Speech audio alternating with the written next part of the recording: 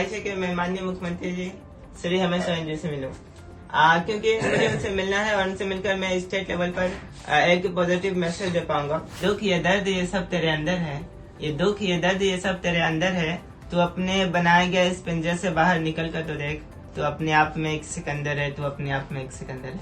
ये वो विद्यार्थी हैं, वो छात्र हैं जो 100% दिव्यांग हैं और इन्होंने अपने मुंह से अपने दांत पे पेन दबाकर इन्होंने परीक्षा दिया, परीक्षा देकर इन्होंने टॉप किया। AI जो कि आज बहुत मशहूर है, इससे भी मेरा हेल्प किया। मैं क्या करता था कि कोई PDF, कोई चैप्टर का PDF डाउनलोड करता था, उसे ChatGPT पे अपलोड करता था और पूछा था इससे कौन कौन से MCQ बन सकते हैं वो दीजिए, और इससे मुझे पढ़ाई में काफी राहत मिली, लिखने में आसानी मिली, यानी लिखने की ज्यादा आवश्यकता नहीं पड़ी और मैंने याद करने पर ज्यादा फोकस किया। तमाम गिले शिकवे विद्यार्थियों को रहते, छात्र को रहते, इन तमाम गिला शिकवा आज आप लोगों का दूर हो जाएगा। जिस वक्त हमारे साथ फैजन उल्ला, ये वो विद्यार्थी हैं, वो छात्र हैं जो 100% दिव्यांग हैं और इन्होंने अपने मुंह से अपने दांत पे पेन दबाकर इन्होंने परीक्षा दिया, परीक्षा देकर इन्होंने टॉप किया। देखिए कि ये सबसे बड़ा उदाहरण है। और झारखंड का 25 साल का, आज झारखंड को पूरे 25 साल हो गए, 25 साल का रिकॉर्ड टूट गया है, रिकॉर्ड इनके द्वारा तोड़ा गया है। देखिए कि ये बेड पे ही रहते हैं हमेशा और ये चल फिर नहीं पाते हैं। इनकी जो पढ़ाई हुई है, जो इनका जिस प्रकार से इन्होंने स्टडी किया है, वो बैठ के ही किसी तरह से इन्होंने पढ़ा है। इनके ये जो साथ में ये इनके गुरु है, शिक्षक है, जो तमाम, मुझे लगता है कि तमाम शिक्षक जहां साथ छोड़ दिए, नहीं लगा उनको कि आखिर ये क्या कर पाएंगे, तो उस जगह पे जितेंद्र नाम हुआ आपका ना, जितेंद्र हैं, जितेंद्र भगत हैं, जिन्होंने इनको पढ़ाया। देखिए कि इनके तमाम, आपको दिख रहा होगा, सबसे पहले मैं आपको बता देता हूं कि तमाम चीजें मैं आपको दिखा देता। ये तमाम कॉपियां हैं, देखिए ये तमाम कॉपियां हैं कि देखिए ये मैथ की कॉपी है, आप देखिए ये मैथ की कॉपी है और देखिए कि आप एक कल्पना कीजिए कि इन्होंने किस प्रकार से दांत में पेन रख के लिखा होगा। और भी तमाम कॉपियां, एक बार इधर दिखाइएगा, ये तमाम इनके कॉपियां हैं। देखिए किस प्रकार से तमाम अलग अलग विषय के कॉपी है। ये देखिए ये किस चीज का कॉपी, ज्योग्राफी का। और देखिए कि तमाम कॉपी है इनके पास, मैथ की कॉपी है। ये इकोनॉमिक्स, वैश्वीकरण के नकारात्मक प्रभाव। अच्छा, ये इकोनॉमिक्स है। देखिए आप फिगर वगैरह भी बना लेते थे। बायोलॉजी ये सब आप खुद से बना लेते हैं? जी, ये उत्सर्जन तंत्र है, किडनी है। अच्छा, देखिए तमाम चीज सोचिए, आप कल्पना कीजिए जब हम हाथ से लिखते हैं और हमारा हाथ है वो दर्द करने लगता है, और आप समझिए कि जो फैजन है, इन्होंने दांत पे पेन रख के किस प्रकार से लिखा होगा। चलिए तमाम बातचीत के बीच हम पूछते हैं कि कैसा रहा सफर। फैजन, सबसे पहले लोकतंत्र की तरफ से आपको खूब बधाई। Thank you sir. सर मेरा नाम MD फैजान उल्ला है, मेरा बुजान का नाम MD अनवर आलम है। मैं मदीना मस्जिद फरसा नगर का निवासी हूँ और UHS शिवाजी नगर स्कूल का छात्र हूँ। सर मैंने झारखंड एकेडमिक काउंसिल के मैट्रिक का एग्जाम दिया और एग्जाम देने के बाद आज जब रिजल्ट आया तो मुझे भी खुशी है कि इतना अच्छा रिजल्ट आया, क्योंकि झारखंड के 25 साल के इतिहास में पहली बार हुआ है कि कोई दिव्यांग बच्चा टॉप कर गया। क्योंकि मैं अपने वर्ग से, दिव्यांगता कोटा से, मैंने पूरे स्टेट में रैंक 1 हासिल किया है और ये मेरे लिए बहुत ही प्राउड मोमेंट है कि जहाँ पर समाज ऐसा सोचता है कि शिक्षा सबके लिए नहीं है, या शिक्षा किसी एक की जागीर है, शिक्षा अमीरों के लिए है, शिक्षा ताकतवर के लिए। वहाँ पर अगर कोई दिव्यांग बच्चा इतना अच्छा नंबर स्कोर करके टॉप करता है, जैसे कि मैंने मैथमेटिक्स में 98 लाया है आउट ऑफ 100, साइंस में 93 लाया आउट ऑफ 100, उर्दू में 96 लाया आउट ऑफ 100, इसी तरह मैंने SST में 92 लाया आउट ऑफ 100।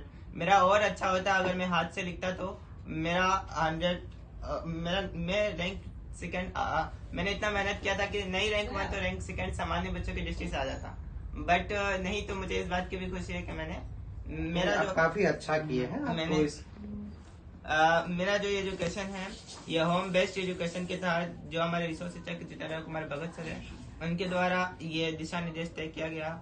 और ये जो माननीय मुख्यमंत्री जी श्री हेमंत सोरेन जी की योजनाएं हैं कि जो दिव्यांग बच्चे हैं उनके होम बेस्ड एजुकेशन दिया जाए, तो उन्हीं के तहत ये एजुकेशन दिया गया और बिना स्कूल गए घर से सेल्फ स्टडी करके ऑनलाइन और जितेंद्र सर के द्वारा पढ़ के, जो कि मैंने एनसीईआरटी पे ज्यादा फोकस किया है। जितेंद्र सर ने मुझे कहा था एनसीईआरटी पे ज्यादा, उन्होंने मेरे एक एक चीज को, एक एक टॉपिक को 10-10 बार लिखवाया था, जो मतलब ऐसा लिखवाया कि अभी भी मैं भूल नहीं सकता हूँ। तो यही कारण है कि मैंने इतना अच्छा अंक प्राप्त किया। इसका श्रेय मेरे सर को, मेरे पेरेंट्स को और हर एवरी टीचर को मेरा इसका श्रेय जाता है। अच्छा फैजन, सवाल है कि कैसा, मतलब कि जब आप मुंह से लिखते थे तो मुंह दर्द नहीं करता था लगातार इतने ज्यादा लिखते थे, या फिर मुंह से पानी गिरना, लार गिरना, इस तरह का चीज? वैसा कोई नहीं, क्योंकि मैं क्लास 7-8 से ही मुझसे लिखता है और ये मेरी पहली बार, देखिए क्लास 8 में भी मेरा अच्छा पोजीशन रहा, A+ इन सब्जेक्ट, क्लास 9 में भी। तो शुरू से लिखने के बाद ऐसा कुछ नहीं हुआ, ऐसा मतलब कुछ नहीं हुआ। और रही बात इस तकलीफ की, तो हाँ, इसकी वजह से मैं लिखने पे ज्यादा फोकस नहीं कर पाया। मैंने पढ़ाई पे ज्यादा फोकस किया है, याद करने पे ज्यादा फोकस किया है और डिजिटल एजुकेशन हासिल करने पे ज्यादा फोकस किया है। अच्छा, कैसा रहा, मतलब कि सर रोज पढ़ाने आते थे आपको? जी, हफ्ते में वो 3 से 4 दिन आ ही जाते थे। अच्छा, इनसे पहले भी कोई टीचर पढ़ाए? इनसे पहले तो कोई टीचर नहीं आए रिसोर्स सेक्टर के, यानी सरकारी डिपार्टमेंट से ऐसे कोई टीचर नहीं आए।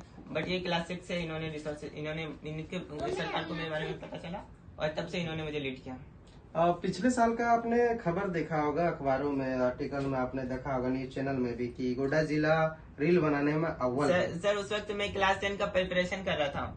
मैं संजोग से क्लास 10 में ही था और प्रिपरेशन कर रहा था, तो मेरे हाथ में आर्टिकल लगा, मैंने न्यूज में पढ़ा, मुझे यकीन नहीं हुआ, तो मैंने पेपर में पढ़ा कि ऐसा कैसे हो सकता है। तो जब पेपर में पढ़ा तो मैंने देखा हेडलाइन में लिखा हुआ था गोड्डा जिला रील बनाने में अव्वल, ऐसा पिछली बार लिखा था। तो इस बार मैंने ये ठान लिया था कि चाहे कुछ भी हो जाए, इस बार जब मेरे हाथ में मौका है, अपॉर्चुनिटी है, तो इस बार मुझे अच्छा करना है। और इस बार अपने जिले के बारे में ऐसा नहीं होगा, मुझे अपने जिले को राज्य स्तर पर ले जाना है। और चाहे कुछ भी हो जाए, इस बार मेरे जिले में पॉजिटिव ये लिखा जाएगा, इस बार लिखा जाएगा। और इस बार पता चलना चाहिए कि गोड्डा जिला में कैसे कैसे सितारे रहते हैं। बस शर्त है उन्हें चमक देने की और उनकी चमक को की सराहना करने की और उन्हें अपॉर्चुनिटी देने की, क्योंकि जब ये सितारे चमकेंगे तो इससे पूरा देश रोशन होगा। अच्छा, मतलब कि अभी आपसे ऑफ कैमरा बातचीत हो रही थी हमारी, आपने कहा कि मुझे बहुत बुरा लगा था जब ये आर्टिकल, जब ये अखबार में सुर्खियां छपी थी कि रील में अव्वल है, तो आपका ईगो हट हुआ था, कुछ इस तरह की बातें आप बता रहे हैं। जी सर, हाँ, हाँ, किसी भी नागरिक को बुरा लगेगा कि अखबार में ऐसा कैसे छप गया, क्योंकि आप कैसे साबित कीजिएगा गोड्डा जिला रील बनाने में अव्वल है। गोड्डा जिला में एक से एक बच्चे हैं, एक से एक टीचर्स है, सीबीएसई से भी एग्जाम होता है, तो सिर्फ सीबीएसई में भी एग्जाम होता है, बच्चे एक से एक बच्चे हैं और सब पढ़ते हैं। तो पता नहीं कुछ मीडिया कर्मियों ने अपनी ज्यादा विषय से सर्च ना करके और उन्होंने ज्यादा ध्यान ना देकर ऐसा लिख दिया होगा अपनी सुर्खियां बटोरने के लिए। बट अदरवाइज हमारा गोड्डा जिला शुरू से सही प्रदर्शन के लिए माना जाता है और इस बार तो हमारे जिले ने रिकॉर्ड तोड़ दिया। झारखंड के 25 साल के इतिहास में ऐसा पहली बार हुआ है कि कोई दिव्यांग बच्चा अपने कोटे से रैंक 1 और सामान्य दृष्टि से डिस्ट्रिक्ट लेवल पर अपना स्थान बना के रखा है। कैसा किसका सपोर्ट मिला? जैसा कि आपके बेड में हम लैपटॉप देख रहे हैं, जी सर, तमाम मेडल दिख रहा है मुझे, मोमेंटो दिख रहा है, किनका सपोर्ट मिला? ये वो लैपटॉप है जो मुझे डीडीसी मैम समिता टप्पू ने दिया था। मैंने स्पीच दिया था और उस स्पीच के दौरान मैंने उनसे डिमांड की थी कि मुझे पढ़ने के लिए एक लैपटॉप चाहिए ताकि मैं पढ़ पाऊँ, क्योंकि मैं घर से पढ़ रहा हूँ, तो मुझे लैपटॉप चाहिए। और उन्होंने मेरी बात को सीरियस लिया। 15 दिन के अंदर ही उन्होंने मुझे लैपटॉप की व्यवस्था की और खुद से एज ए सम्मान के तौर पर उन्होंने मुझे लैपटॉप दिया और इस लैपटॉप से मैंने पढ़ाई की। और आज ये रिजल्ट है, इसमें ये लैपटॉप का बहुत बड़ा योगदान है, क्योंकि ये वो लैपटॉप है जिसको शायद रात को भी अपने साथ रखता था ताकि मैं क्वेश्चन प्रैक्टिस कर सकूं। मैंने इसमें काफी नोट्स बनाए हैं, काफी क्वेश्चन प्रैक्टिस किए है। और AI जो कि आज बहुत मशहूर है, इससे भी मेरा हेल्प किया। मैं क्या करता था कि कोई चैप्टर का PDF डाउनलोड करता था, उसे ChatGPT पे अपलोड करता था और पूछा था इससे कौन से MCQ बन सकते हैं वो दीजिए, और इससे मुझे पढ़ाई में काफी राहत मिली, लिखने में आसानी मिली, यानी लिखने की ज्यादा आवश्यकता नहीं पड़ी और मैंने याद करने पर ज्यादा फोकस किया। लेकिन फिर भी जो लिखना पड़ता है वो तो लिखना पड़ता है, वो मैंने लिखा भी। मास्टर्स कर रहे हैं कि इतने कॉपियां इन्होंने मुंह से लिख के भरा, तमाम विषयों के अलग अलग कॉपी इनके साथ, तमाम कॉपी के साथ इनकी फेयर कॉपी है। तमाम डायग्राम बनाए गए हैं, जैसे बायोलॉजी जैसे सब्जेक्ट हो, मैथ जैसे सब्जेक्ट हो, एक एक सब्जेक्ट को मैंने देखा बारीकी से, जो सिलेबस जो पैटर्न पर आधारित है वो एक एक चैप्टर इनके पास है। ये मतलब कि दर्द का बात हम कर रहे हैं लगातार। देखिए कैसे लिखते हैं आप, देखिए ये फैजन है, ये लिख रहे हैं आप। तपन हम चाहेंगे आप फैजन को ही दिखाइए।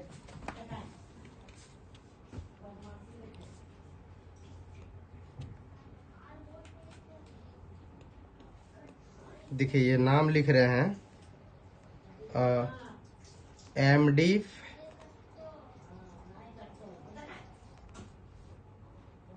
फैजनुल्लाह।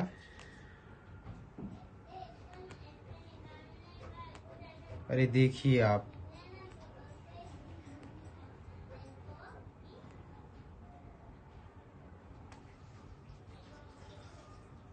चलिए काफी देखिए राइटिंग मुंह से लिखने के बाद भी जबरदस्त राइटिंग है। जिनकी कॉपियां जिस प्रकार से लिखी है बहुत अच्छा। मुझे सर होता ये था कि भले ऐसा मेरा सिचुएशन है कि जो चीज सामान्य बच्चे 1 घंटा में लिखते हैं वो चीज मुझे 1.5 से 2 घंटा लिखने में लग जाता है। इस वजह से भी मार्क्स आपका कम हो गया। हाँ, इस वजह से भी वो तो है, बट ये मुझे बहुत ज्यादा टाइम, जैसे अगर कोई बच्चा 4 घंटा में जो पढ़ता है वो अगर मुझे पढ़ना है तो उसके लिए मुझे 6 से 8 घंटा पढ़ना पड़ेगा और बैठना पड़ेगा। ये इसका मुझे भली बात ही अंदाजा था कि मुझे ज्यादा मेहनत करना पड़ेगा, दोगुना मेहनत करना पड़ेगा। तो वो मैंने किया और वो सब रहा, जिसकी वजह से इतना अच्छा नंबर आ पाया है।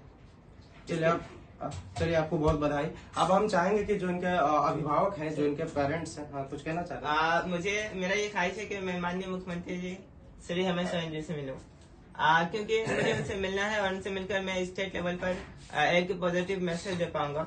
क्योंकि मुझे लगता है कि मेरी मेहनत तब सफल होगी या मुझे तब लगेगा कि मेरी मेहनत सफल हो गई जब मैं मुख्यमंत्री जी श्री हेमंत सोरेन, माननीय मुख्यमंत्री जी श्री हेमंत सोरेन जी से मेरी मुलाकात होगी। क्योंकि मैं उनसे मिलना चाहता हूँ, उनकी योजनाएं है जिसका लाभ है आज, जिसका नतीजा निकला है कि इतना अच्छा प्रदर्शन हो पाया। और झारखंड के इतिहास में, सिर्फ झारखंड के इतिहास में नहीं, मुझे लगता है भारत के इतिहास में भी ये बहुत कम ही रेयर केस है। तो मुझे मुख्यमंत्री जी से मिलना है और मैं मिलना चाहता हूँ उनसे, और भविष्य में मैं JPSC यानी झारखंड पब्लिक सर्विस कमीशन को क्लियर करके SDM के पोस्ट पर फाइज होना चाहता हूँ। अच्छा, ये आपके लक्ष्य है? ये मेरा लक्ष्य है। अच्छा, तो देखिए ये JPSC का तैयारी करना चाहते हैं और क्वालिफाई करना चाहते हैं। देखिए कि तमाम इन बातचीत के बीच एक पॉइंट ये है कि ये झारखंड के मुख्यमंत्री हेमंत सोरेन से ये मिलना चाहते हैं और तमाम लोकतंत्र की तरफ से भी ये कोशिश रहेगा कि फैजनुल्लाह जो है वो किसी तरह राज्य के मुख्यमंत्री से मिले और अपनी बातों को रखे और मुख्यमंत्री भी ने जितनी हो सके सहायता हो सके, जितनी भी संभावित सहायता हो सके इसे प्रदान करे। तमाम इन बातचीत के बीच उनके पिताजी हैं, फैजनुल्लाह के पिताजी हैं। आपको खूब बधाई, आपका बेटा आज जो है पूरा जिला का नाम रोशन किया है।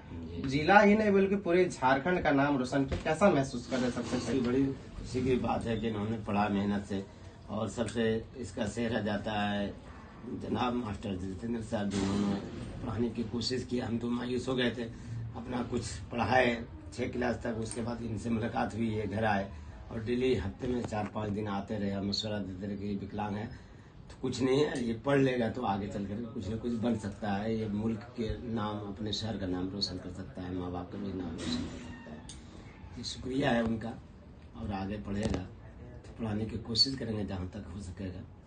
अगर ऐसा लगा था आपको कि कभी आपका बेटा जिस प्रकार से दिव्यांग है 100% की कुछ कर पाएगा, ऐसे मन में? ऐसा तो महसूस नहीं हुआ था, लेकिन हम सोचे कि पढ़ लेगा तो कुछ न कुछ काम आएगा, इसके लिए आखिर इसका भविष्य बनेगा, जिंदगी बनेगा। क्योंकि ये विकलांग है तो विकलांग का कोई सहारा नहीं होता है। इल्म ही, एजुकेशन ही ऐसा चीज है जो इंसान को नीचे से लेकर ऊपर उठाता है। अच्छा, एक सोसाइटी की बात होती है कि अक्सर लगता है नहीं आपका बेटा तो इससे क्या, उसके पीछे आप दिमाग लगाइएगा, झूठ का व्यर्थ का इसके पीछे क्या आप खर्च कीजिएगा? कहा, लेकिन मैंने कोशिश किया कि पढ़ाई इल्म ही से बढ़कर के कोई चीज, एजुकेशन से बढ़कर कोई दौलत नहीं है। इसके लिए खासकर एजुकेशन है तो ये लोगों को भी भला करेगा और इसकी जिंदगी भी उसकी वजह से लोग इनकी इज्जत कदर करेंगे, लोग आएंगे। और आज यही देन है कि इल्म ही की वजह से लोग आप और हम आए हुए। आज आप फैजनुल्लाह के पिताजी के तौर पे जाने जा रहे हैं। जी, ये सबसे बड़ी इल्म ही है। हम लोग टीचर है प्राइवेट उर्दू का, हम लोग यही हमेशा बोलते हैं कि इल्म और हुनर ही इंसान को पस्ती से लेकर के बुलंदी तक, आसमान तक ले जाता है। और वाकई कोई चीज ऐसा नहीं है जो इंसान को झुका सकता है। इल्म और एजुकेशन ही एक ऐसी ताकत है। अगर प्रधानमंत्री ने किसी मास्टर से पढ़ा हो, जब वो आ जाएंगे तो कुर्सी छोड़ देता है, वरना कोई किसी के लिए कुर्सी इस वक्त कोई नहीं छोड़ता है। कभी इल्म पढ़ना चाहिए सब बच्चों को, सामान्य के सामान्य सबको पढ़ना चाहिए। कि मास्टर जी जैसे कि अभी आपने कहा कि आप भी एक पेशे से शिक्षक हैं, इन तमाम बातचीत के बाद होता है कि ये सब नेगेटिविटी है समाज का, जो कहता है कि बेटा आपका ऐसा है वैसा है, बोझ वाला। ऐसा नहीं सोचना चाहिए इंसान को। इल्म हुनर ही एक ऐसा है इंसान को जो नीचे से लेकर के ऊपर तक जाता है, और लोग समाज में भी उसकी कदर करते हैं, वरना कोई किसी का कदर नहीं करता। दौलतमंद के लिए वक्ती तौर पर, लेकिन इल्म ऐसा एजुकेशन है जो हमेशा उसकी लोग इज्जत और कदर करते हैं। इल्म ही से लोग बुलंद हुए। जैसे डॉक्टर भीम ने कानून बनाया, तो आज दुनिया मजबूरन उसको, उसके कानून को, उसके वसूल को, उसके जाब्ते को फॉलो करते हैं। उन्होंने जो वसूल और जाब्ता कानून बनाया देश को, सब उसकी वजह से, वरना वो एक नीचे जात थी, लेकिन उन्होंने इल्म और शिक्षा लोगों को प्रदान किया और कानून दस्तूर बनाया, तो आज सारे उसके नारा भीम समानता की बात उन्होंने कहा है जी, इसलिए उसका इज्जत करते हैं लोग। कि आपको तमाम चीजें हम आपको दिखाएं, तमाम बातचीत दिखाया जो उनके पिताजी हैं फैजलुल्लाह के, उनके पिताजी, उन्होंने कहा कि जब तमाम जो लोग थे इनके सोसाइटी के लोग, इनके जो मेहमान जो लोग थे, इनको जिन्होंने कहा कि नहीं ये तो व्यर्थ है, लेकिन इन्होंने हिम्मत नहीं हारा, इन्होंने कभी अपने बेटे को एक बोझ कभी नहीं समझा। तमाम बातचीत के बीच देखिए कि इनके जो पीछे ये इनके शिक्षक है, जिनका बहुत अहम योगदान रहा कि फैजलुल्लाह जो छात्र हैं उनके साथ साथ उनके जो पिताजी हैं, तमाम कहा जाता है कि उनके गुरु यानी कि द्रोणाचार्य मिले हुए। कुछ और कहना चाहते हैं क्या? सर, हम सामान्य बच्चों को ये मैसेज देना चाहते हैं और ये उनसे कहना चाहते हैं कि पहली बात तो पढ़ाई करें। उनके लिए एक शेर कहना चाहेंगे कि ये दुख, ये जो लोग बहाना करते हैं कि मेरे पास बहुत दुख है, मेरे पास बहुत ये है, हम ये नहीं कर सकते, वो नहीं कर सकते, तो पहले तो एक पॉजिटिव माइंड रखे। और उसके बाद एक शेर है कि ये दुख, जो मेरे सर हमेशा कहते हैं कि दुख ये दर्द ये सब तेरे अंदर है, ये दुख ये दर्द ये सब तेरे अंदर है, तू अपने बनाए गए इस पिंजरे से बाहर निकल कर तो देख, तू अपने आप में एक सिकंदर है, तू अपने आप में एक सिकंदर है।